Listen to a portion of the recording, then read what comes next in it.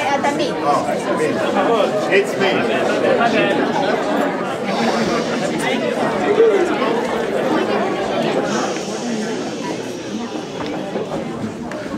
Yes, I would like to thank everyone for coming to share the Simcha with us. And to share the Simcha with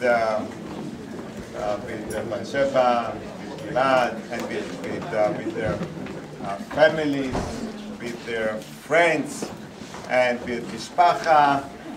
And it's interesting that when you start talking to people, and you find out that somewhere in line you met them, and you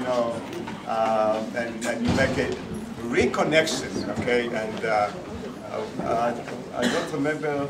Here you are. What's your name? Debbie. She said, "I know you. You were my tour guide in the West. One Canadian. Okay. Anyway, so." So it's funny. So it's really pleasure to have you all here. I know it's everyone is busy.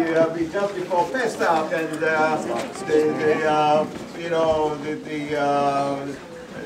going to the stores, buying stuff, preparing for Pesach, and cleaning, and really it's a great mitzvah for you to come and share this Simcha with everyone. A few weeks ago, we read in a parsha about, in the Parshat Shmini, we read about Aaron and his two sons, that they died. And it says there that what was Aaron's reaction? It says, "Vayidom Aaron." Aaron did not say anything. He couldn't say. Of course, he couldn't say anything. What can you do when God forbid, two of your sons, die? There's no milim. There's no word you can say for such a thing. And this. Yesterday, we already started reading about the new parsha, about mentioning that. And but the opposite of what Aaron did or did not do, by Dom Aaron, here we have to do the opposite. We have to talk about the young girl and the young boy, about the families, about the Simcha that is coming up, and this is what it was about. Talking to each other, talk about them, and share whatever we know, whatever we feel about this great thing. So, in the end of the parsha that we're reading this week, it talks about the isurim, the provision of relationship between people, and there's a long list, okay, for that. Unfortunately, in the modern time, all of these provision relationships that the Torah mentioned, some societies, don't even care. They just go, they do whatever they want to do. But here we are. Here we have a young man and young girl. They're getting together, and they are focusing on what is the Torah is and what the Torah tells us to be together, a man and a woman. And God willing, in the summer they will get married, and they do the great mitzvah of Hakamat Mishpacha. And this is a great thing that you all came here to share with us. Now before, right, before that, there is something called erusin, or engagement, which, this is a term I really don't like so much because it doesn't mean anything. Okay? And nowadays, it's all only on the day of the wedding. So all this terminology, okay, there's nothing. It's okay. It's not important. But what is important is, at Pirkei Avot, in Pirkei Avot it says, "Lo alecha melacha ligmor." Okay, you as a single, you cannot create mishpacha. The only way, as it says, "Tovim ashnayim min ha'echad," you need two, but two only according to Jewish law, only according to what the parasha this week talks about. A man and a woman, okay? And do it right, do it with tahara, with purity, with kedusha, and this is what we also striving to have a family like that, okay? And again, there's a lot of things going on around, and nowadays you have to be even more careful and more stronger in order to do this holy thing, to get married in proper way and continue, God willing, for many, many years. Thank you for coming, and Mazal Tov.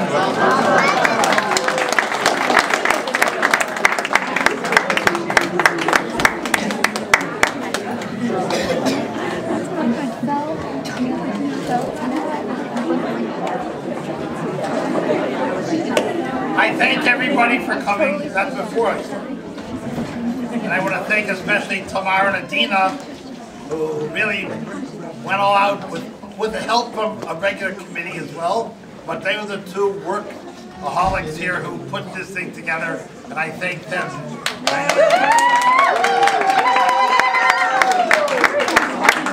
The expression Mo Rasha is used in the Torah twice. Hirsch and other commentators deal with the distinction between a Yerusha and a Morasha. A Yerusha, an inheritance that you get from parents or maybe some lovable great uncle who passed away and leaves you a lot of money. A Yerusha you can do what you want with. Don't worry, being children of rabbis, there won't be much Yerusha. Morasha, on the other hand, Hirsch says that a Morasha is talked about twice in the Torah. Once about Eretz Yisrael, and once about the Torah itself. And Baruch Hashem, with our children, but especially with Bathsheba, she has been the type of a child who looked at her Morasha as her Yerusha. Because her embrace of Eretz Yisrael, she was the first one of our children to make Aliyah, and I think she thought that others might come after her, but and three more have done so. But still, the majority of the portfolio is remaining here so far. And we'll see what happens in the future. But the embrace of Torah and the embrace of Eretz Yisrael have been quite significant. Rav Hirsch goes forward to say the real difference between a Morasha and Yerusha, you can allow to do anything you want with. The Morasha you accept only on the condition that you give it over and you transmit it to the next generation. And there too, it's significant in your life that you have taken it as a Morasha to that type of embrace, but with such exuberance. In our own community, when it was announced that you got engaged, and I said to people, oh, Bathsheba, I said, you know, someone has to teach Bathsheba to smile once in a while. Gilad, you see that smile? That has to be permanently there, and that's your job. Not mine. That's your job. If I don't see that, dot. Finish the clause yourself. But Gilad, there's been some running jokes that we've had with Batsheva over these course of years. You're the one she loves. You're the one that she wants to embrace the Morashah with. You told me that. And Baruch Hashem, we have confidence. And that's the reason that I even agreed. The week before Pesach, I gotta leave town. It's a big week. This is the bull market of chametz, you know? Something you gotta deal with as a rabbi. Im and I are terrifically jubilant in terms of your happiness. It's been a great treat today to come up and to meet Gilad, to meet your family, especially your parents. What are the chances, what are the odds that a rabbi in Binghamton, New York can have two mechutanim, the two rabbis in Hollywood, Florida? What did you do wrong? Something is What did you do? I don't understand. Baruch Hashem, as I look around the room, and I have other mechutanim here today, and I'm really appreciative. A lot of them traveled a long way, some from even Queens, but others from more distant and the rest of the family. But it's really not about us, and I know that you know that too. It's really not about us. It's about Gilad and Batsheva. So big mazel tov.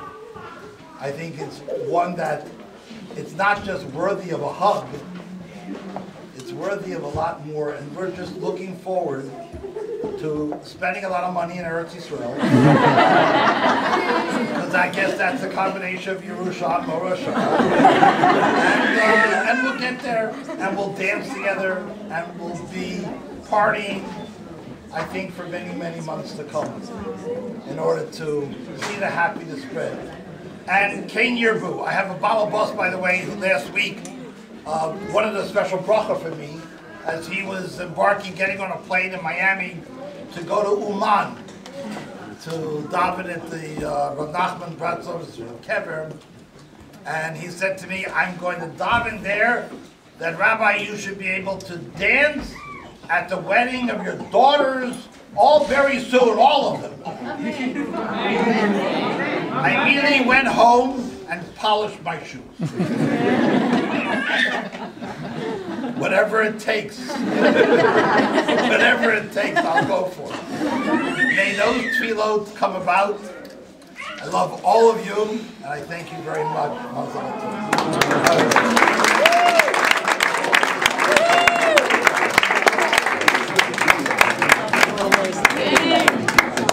Okay, don't go away. You've got a little game plan.